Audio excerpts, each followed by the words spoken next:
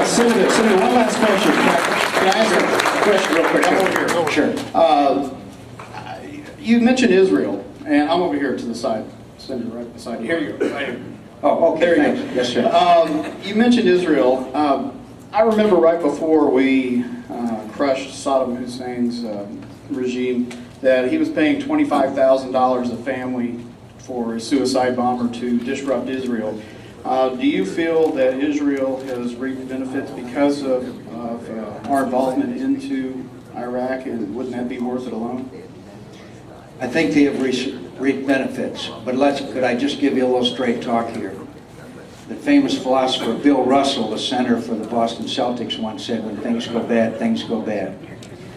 And what's happened is because of our failure in Iraq, and by the way, we can fix it, and I'm confident we can. With prayer, I'm telling you, we've got to win, and I have no doubt about my view that with Petraeus we will win, okay? But, so we've shown weakness, and Iran has been emboldened. Syria has been emboldened.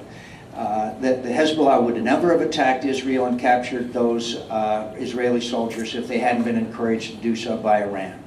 You might have seen, remember, there was a missile that hit an Israeli warship that was supplied by the Iranians. It's Chinese made. So they've been emboldened by our failure, and that has caused us to have Israel be in more and more jeopardy. So, and by the way, my dear friends, one of the lessons here, remember, elections are the easiest part of democracy. It's rule of law. Hamas was elected. An organization that's a terrorist organization committed to the destruction of Israel was elected in the Palestinian Authority. It takes a whole lot more.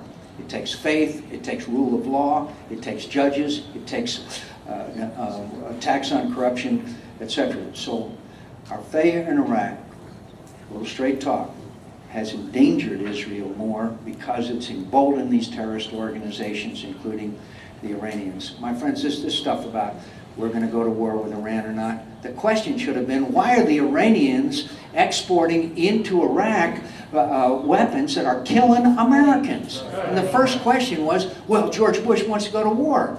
George Bush wants to stop American soldiers from being killed by these incredibly lethal killing weapons that are being imported from Iran. The serial numbers are there. What's happened?